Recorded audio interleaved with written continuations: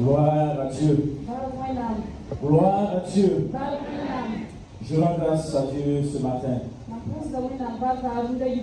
L'occasion qu'il me donne de me tenir devant le peuple de Dieu. De parler au peuple de Dieu en cette journée commémorative de la journée de l'Haïtien et aussi journée Pentecôte.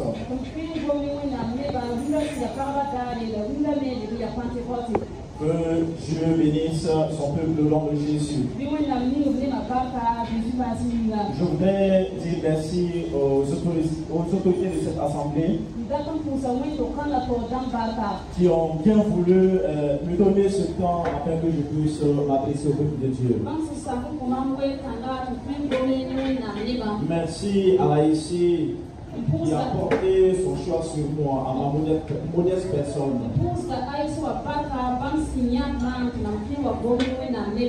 Je disais qu'on m'a chargé d'un thème aussi lourd. Parce que parler de la parole de Dieu, c'est parler des fondamentaux ou l'un des éléments fondamentaux de la vie chrétienne.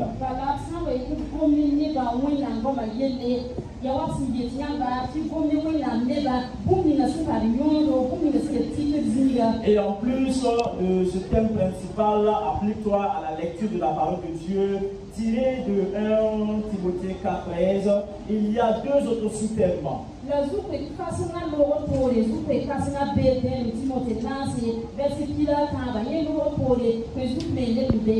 Et il s'agit de Somme, le numéro 73, le verset 28.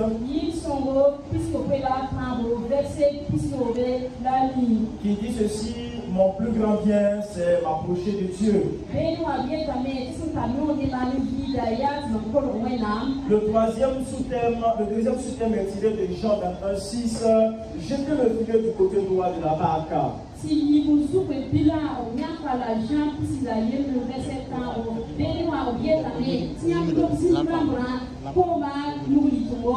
Donc il s'agit de la lecture de la parole de Dieu, de la prière et de l'action, c'est-à-dire le service dans l'église de Jésus-Christ.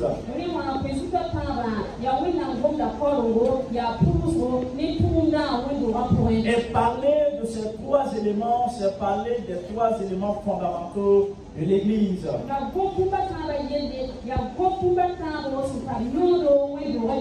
Enlever ces trois éléments dans l'église et nous n'avons plus une église. Je vais demander au peuple de Dieu de se tenir debout. Nous allons lire le verset principal. Il s'agit de 1 Timothée 4, le verset 13. Nous allons lire le verset 13, le verset 15 et le verset 16. Donc mon interprète va me suivre et nous lirons verset par verset. J'ai la version, la Bible des peuples, qui dit ceci: en attendant que je vienne, consacre-toi à l'étude, à la prédication et à l'enseignement.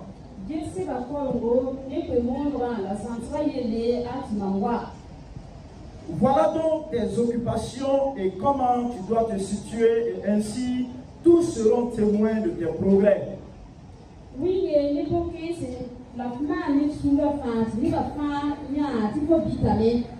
Veille sur toi-même et sur ton enseignement et continue sans te lasser. C'est ainsi que tu te sauveras, et toi et ceux qui t'écoutent.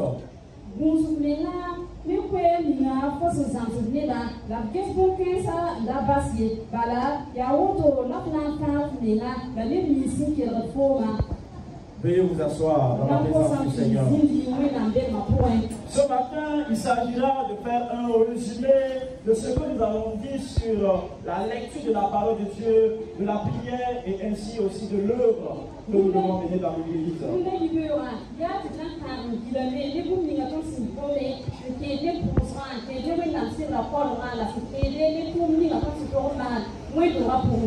Nous voyons que 1 Timothée est une lettre de Paul à son fils dans la foi, Timothée.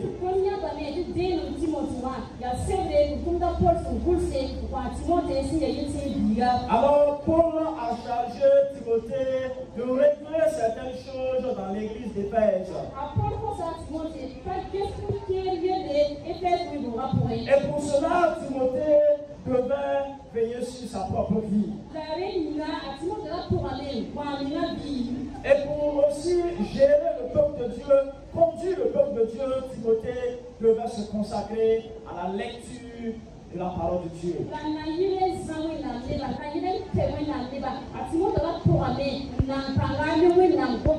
Donc ce matin, je suis comme Timothée parce qu'il était jeune. Et généralement, parler des choses fondamentales relève des anciens.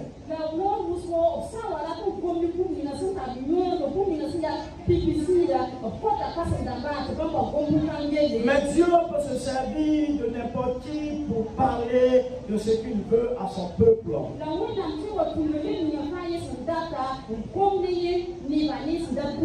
Donc pour cette mission, Timothée devait s'appliquer à la lecture personnelle de la parole de Dieu. Afin d'être un exemple pour le peuple de Dieu. Et il devait aussi se consacrer à la lecture publique de la parole de Dieu. Parce qu'à l'époque de Timothée, il n'y avait pas assez de copies pour tous les chrétiens.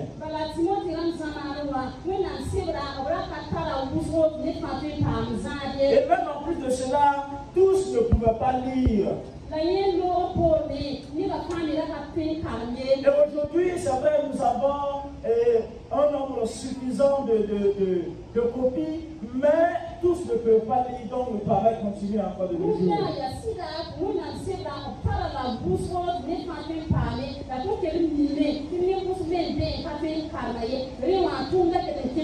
Donc dans notre enseignement, nous avons commencé à parler de la place et de l'importance de la parole de Dieu dans la vie de l'Église et des chrétiens en particulier.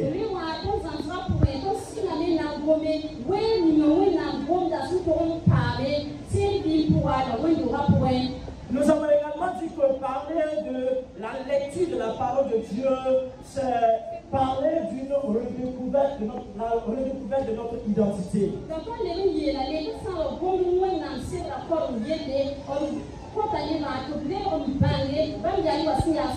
Parce que les assemblées de Dieu fondent leur foi sur la parole de Dieu, inspirée de Dieu.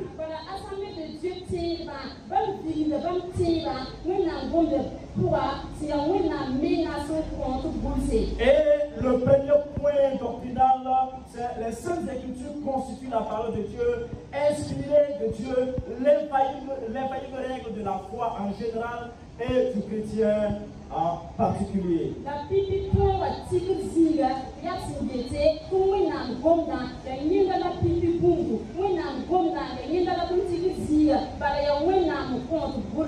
Donc s'appliquer à la lecture de la parole de Dieu, c'est un appel à se reconcentrer sur les saintes écritures.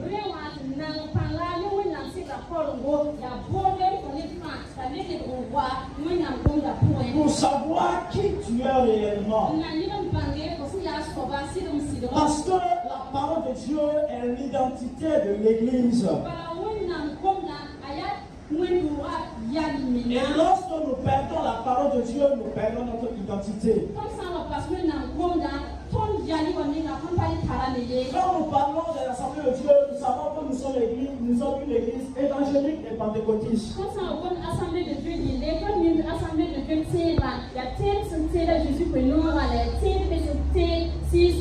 Et aujourd'hui, nous célébrons Pentecôte, la venue du Saint-Esprit. Et on ne peut véritablement pas parler d'une église évangélique pentecôtiste si on ne revient pas à la parole de Dieu.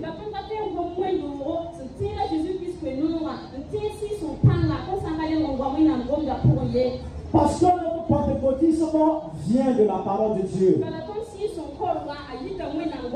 Si nous sommes assemblés de Dieu, c'est parce que il y a des gens qui se sont abreuvés à la source, la parole de Dieu, pour découvrir qu'il y a un Esprit Saint et l'ont recherché. Assemblée de Dieu, il y a une neba, une chien, un gonda pour un tobaïs, un bangé, si pan, un bête, il y a six, son panga. Il faut dire que parler de la parole de Dieu, c'est parler de notre trésor. C'est parler de notre plus grand bien. C'est pourquoi étudier la parole de Dieu n'est pas une option.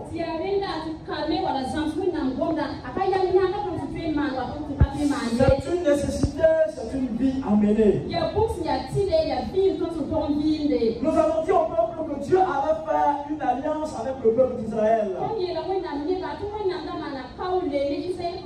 Et cette alliance avait 5 éléments. Il s'agissait des lois, la place du tabernacle, les offrandes, les sacrificateurs, et il y avait le dernier point, les fêtes et les jours saints. Et les lois rendaient les enfants d'Israël différents des autres nations s'ils l'obéissaient, s'ils l'appliquaient.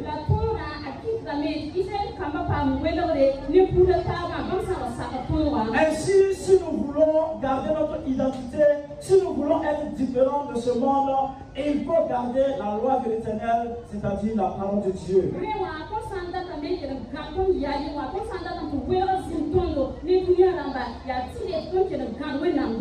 La parole de Dieu est le fondement de notre foi. Lorsque nous lisons 1 Timothée 3, le verset 15, il est dit que c'est la colonne et l'appui, le soutien de la vérité, c'est-à-dire la parole de Dieu.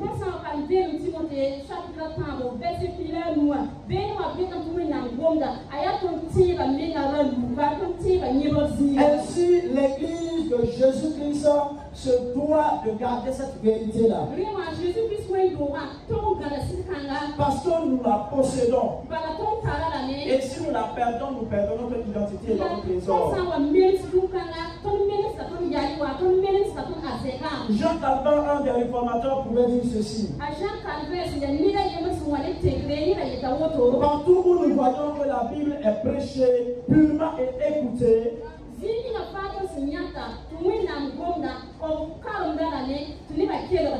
il n'y a pas de doute que là, c'est une église. L'église, la parole de Dieu, c'est le moyen, c'est la source pour notre croissance spirituelle.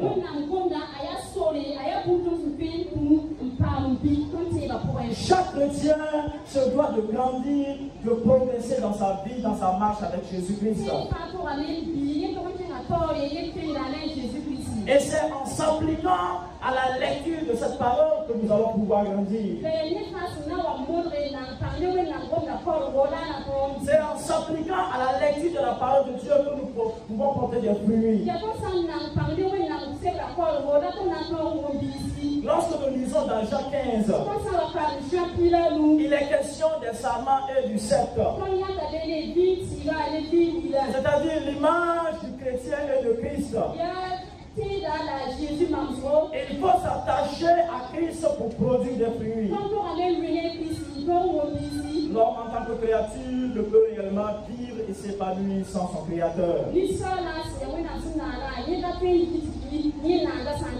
ne pouvons pas également vivre dans notre vie de chrétien sans nous attacher à la parole de Dieu.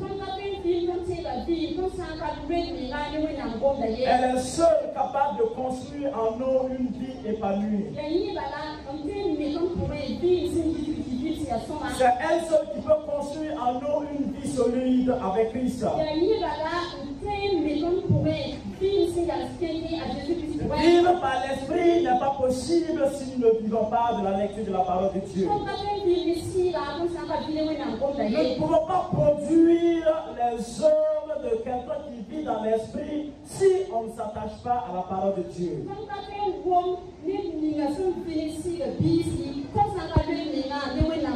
Lorsque nous lisons 1 Thessaloniciens 4, le verset 3, Et nous dit que ce que Dieu veut, c'est notre sanctification. Hébreux 12, le verset 14 nous dit que sans la sanctification, personne ne verra le Seigneur. Et c'est cette parole qui peut nous amener à la sanctification. C'est cette parole qui peut nous conduire afin que nous puissions continuer le processus de sanctification. C'est elle qui nous aide qui nous préserve du péché. Lorsque nous lisons dans Psaume 119, le verset 11, nous voyons cela. La parole de Dieu est notre sagesse. Elle est notre guide et succès. C'est pourquoi les enfants de Dieu considèrent que c'est la seule règle de conduite pour le chrétien et pour l'Église en général.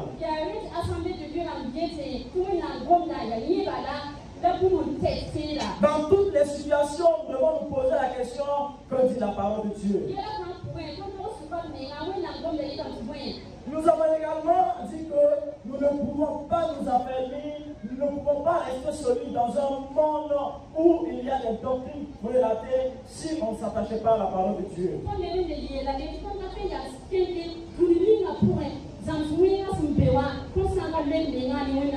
Notre siècle est un test pour la foi chrétienne. Ne pourrons tenir que ceux dont les racines sont profondément enracinées en Christ. Dis-moi alors, quelle est la profondeur de tes racines en Christ? Je te dirai si tu peux vivre ta vie avec Christ dans ce siècle-là.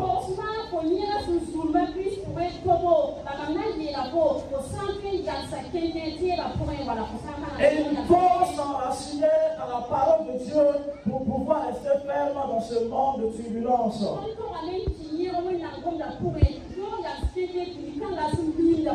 Nous avons dit que la parole de Dieu est notre force, notre puissance. Parce que c'est en elle, nous avons tous les moyens possibles pour grandir.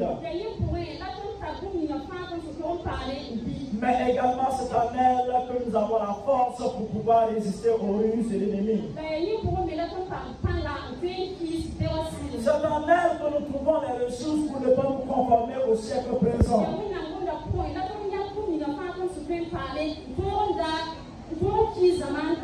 C'est en elle que nous pouvons détruire les œuvres de l'ennemi. Hébreux 4, le verset 12 nous dit que la parole de Dieu est vivante et efficace.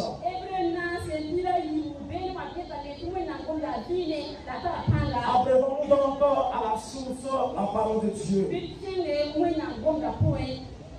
Nous allons aborder le premier système, la prière.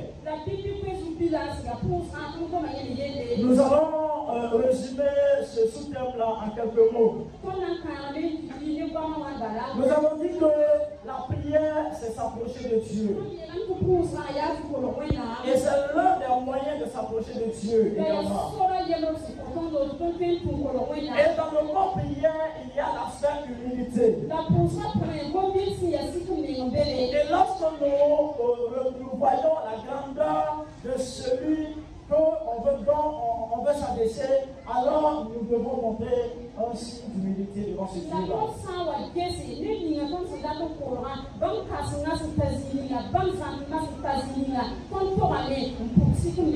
Le premier signe d'humilité, c'est de nous sanctifier, c'est de confesser nos péchés avant d'entamer toute prière.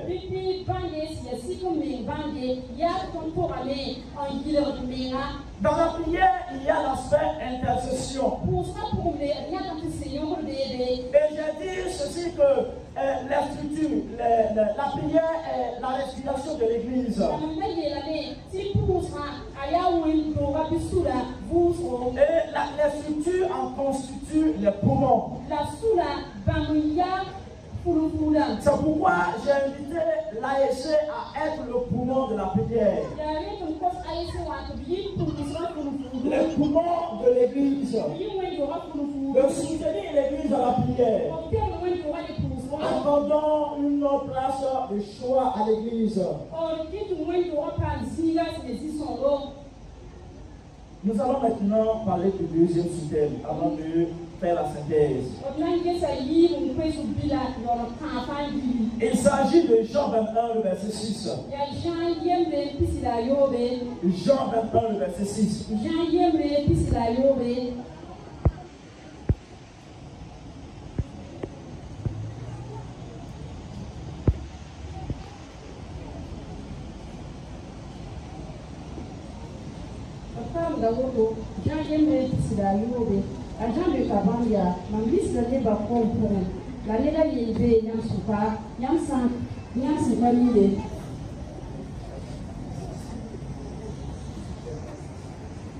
Jean 21, 6.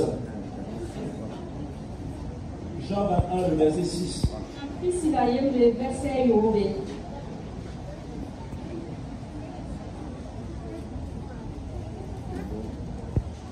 A Jésus est la bande, Bible Singambra, Kora Yibo, Tinam Palazima. La bande Nova Singambra, la bande Patrick Dungaye, Simasia Uswina. Nous voyons là les disciples de Jésus. Pierre, 7 au total, Pierre et ses compagnons.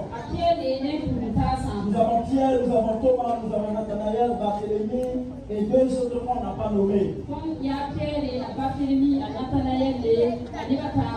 Après la mort de Jésus-Christ, alors et sa résurrection, ils ont décidé, vous savez, c'était les pécheurs. À Jésus,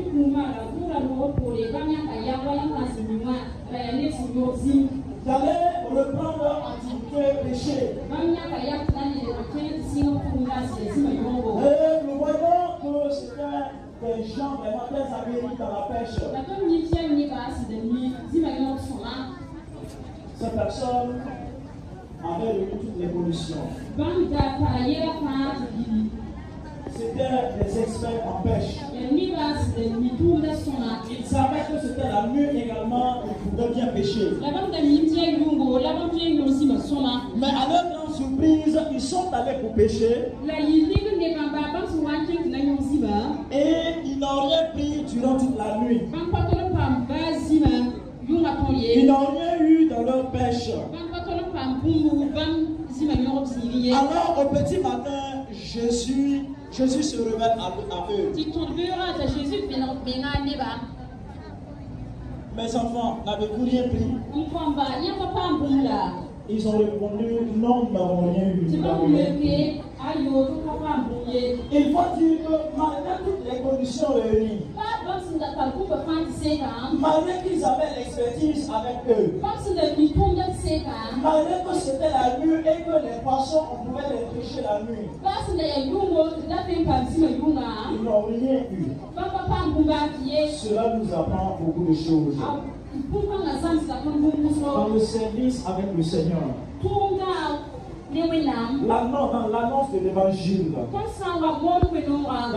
dans les louanges de l'adoration, dans nos dons de libéralité, dans l'aide que nous pouvons apporter aux autres, dans tout ce que nous pouvons faire. Si nous le faisons sans Dieu, nous n'aurons pas de succès. Il y a de grandes bénédictions pour celui dont les efforts sont déployés à faire la volonté de Dieu. Deuxième leçon, même quand tout semble être à notre portée, sans la direction ou la présence de Dieu, nous avons échoué.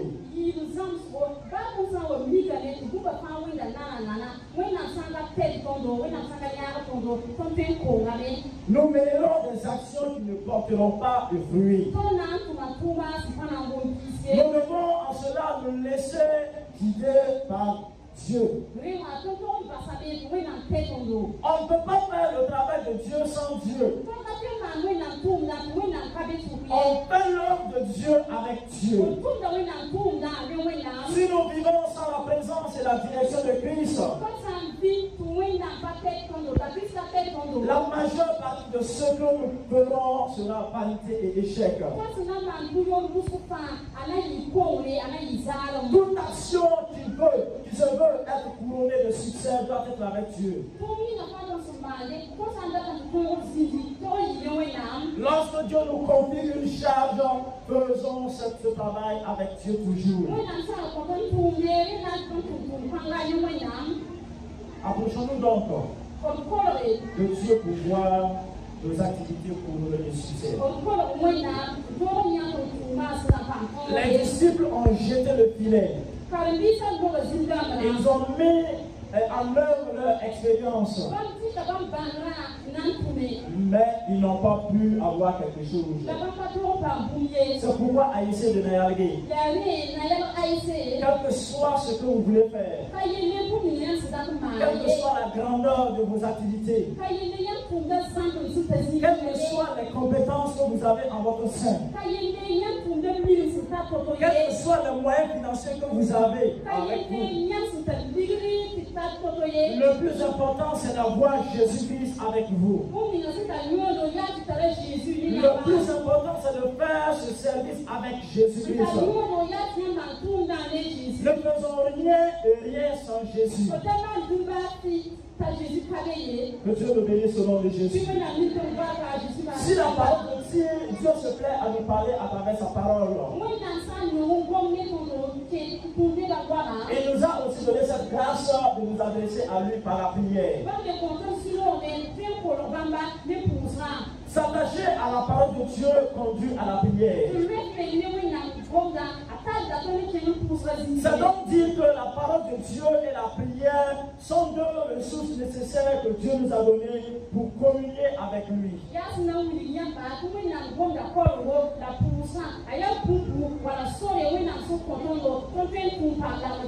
S'appliquer à la lecture de la parole de Dieu et s'appliquer à prier, c'est des moments de qualité avec le Seigneur.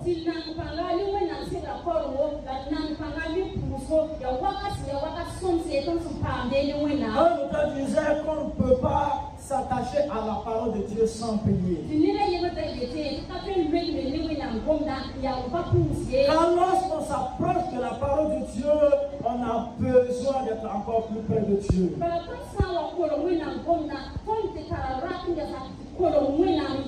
Et lorsqu'on s'attache à la parole de Dieu, on se rend compte que sans Christ, nous ne pouvons rien faire.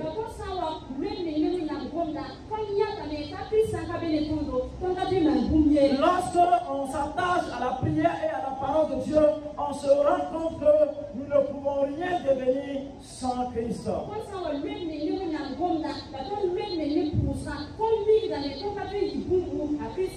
C'est pourquoi Jésus pouvait dire dans Jean 15, verset 4,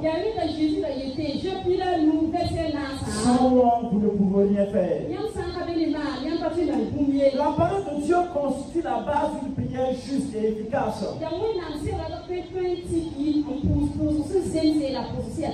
Toute prière puissante ne peut que se baser sur la parole de Dieu. La parole de Dieu et la prière sont deux besoins vitaux pour l'homme spirituel.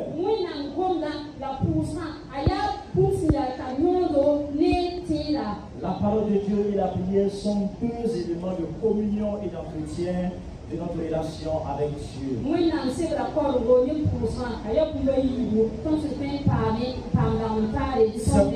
C'est pourquoi haïssez de Nayargé. La chose la plus importante, le champ d'action essentiel pour votre investissement, c'est de développer votre relation avec Dieu. Car c'est avec Dieu que vous pouvez tout faire. Le monde peut nous couper de tout. Mais ne laissons pas le monde nous couper de notre relation avec Dieu.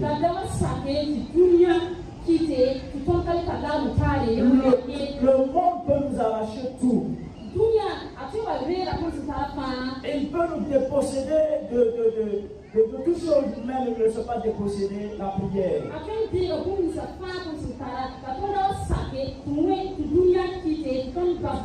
Ne nous laissons pas déposséder la lecture de la parole de Dieu. Comme Daniel, chérissons notre relation avec Dieu. Soyons déterminés à garder notre relation avec Dieu. C'est pourquoi nous devons prendre une résolution, chacun en ce qui le concerne, à revenir à la lecture de la parole de Dieu, à ne pas être indifférent face aux enseignements. Ne négligeons pas la prière, car la force que nous avons vient de ces deux éléments. Il y a les études bibliques communautaires dénommées CBSI, instituées dans les églises et l'Assemblée de Dieu. Il faut revenir à cet élément important. Si nous voulons nous appliquer à la lecture de la parole de Dieu, il faut que des résolutions soient prises. Il faut que dans les structures et dans les sous-structures de l'ASC, il faut que la parole soit lue pour ceux qui ne peuvent pas lire.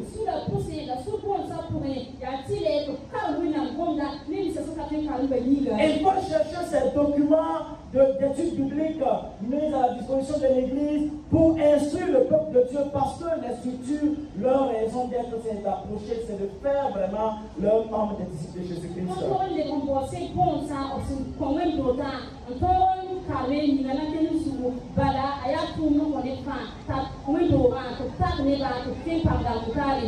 Nous avons aux assemblées de Dieu les leçons bibliques.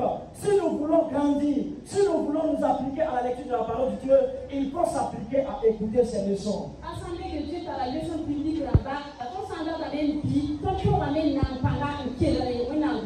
Si je posais la question, les 3 dernières années, qui a déjà acheté la leçon biblique?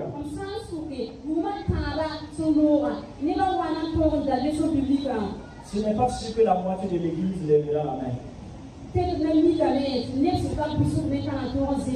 Alors que c'est l'un des éléments pour nous faire grandir dans la foi. Nous avons des enseignements que nous organisons dans nos églises. Si nous voulons grandir avec Christ, si nous voulons rester en communion avec Christ, il faut participer à ces enseignements-là.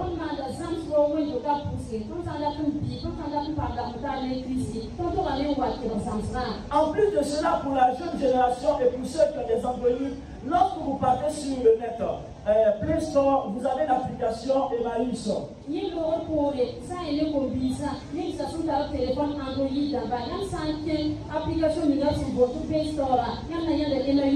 Si vous tapez www.emmaüs-app.com, vous pouvez télécharger cette application-là.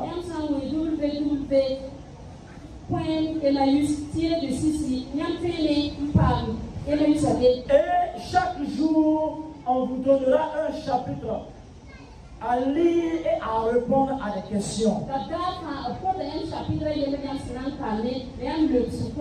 Et pour toute la Bible. Et à la fin, on peut même vous contacter, vous donner une attestation. De cette lecture, vous êtes amené à faire un résumé du chapitre que vous avez lu. Voici un moyen pour lire la parole de Dieu, pour rester en communion avec Dieu. Et comme je le disais, il faut que les structures soient les poumons de la prière de l'Église. Comme Martin le faisait remarquer, c'est la respiration de l'Église et les réunions de prière, les cellules, les structures en sont les poumons.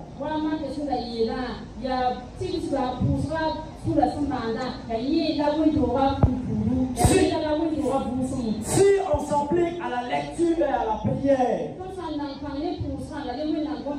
des genoux fléchiront devant le Seigneur. Nous serons réellement de vrais adorateurs. C'est de l'attachement à la parole de Dieu, à la prière que nous entretenons notre vie de communion avec Christ. Et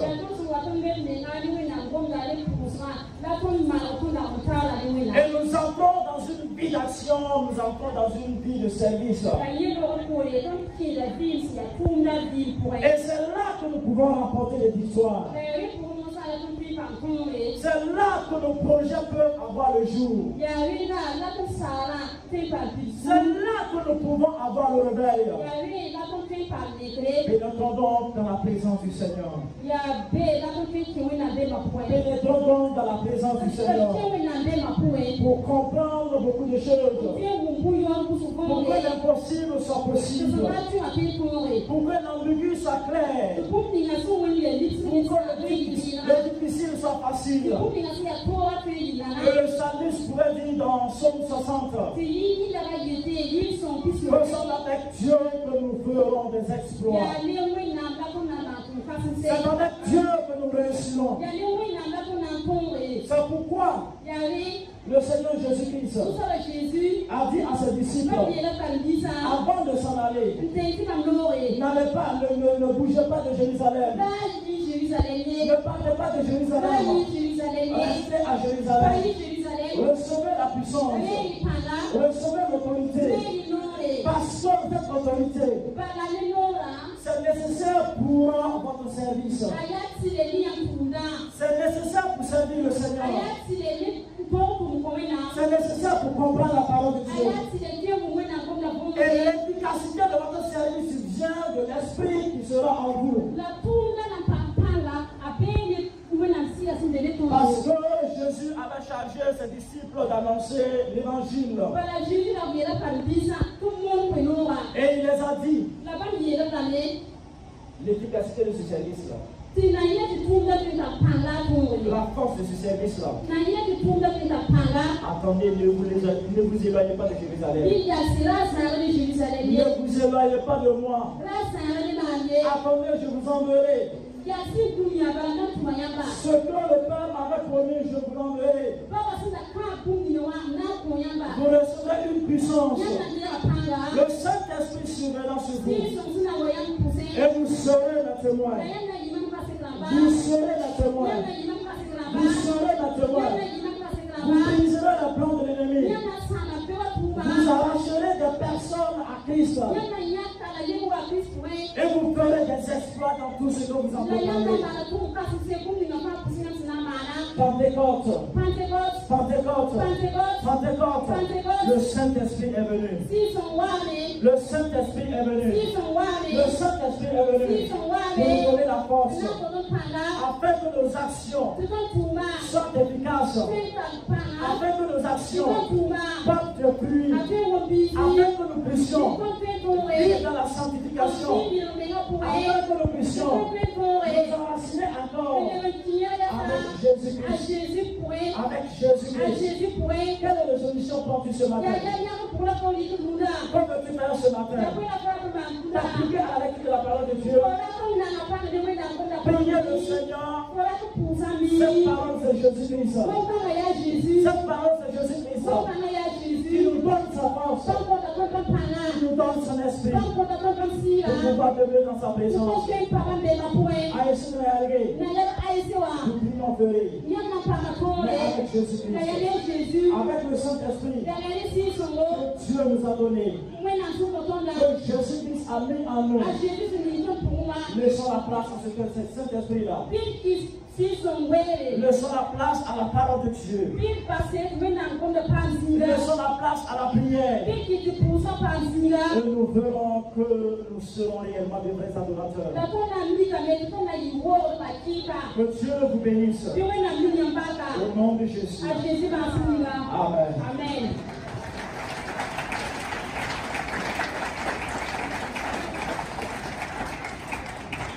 Amen.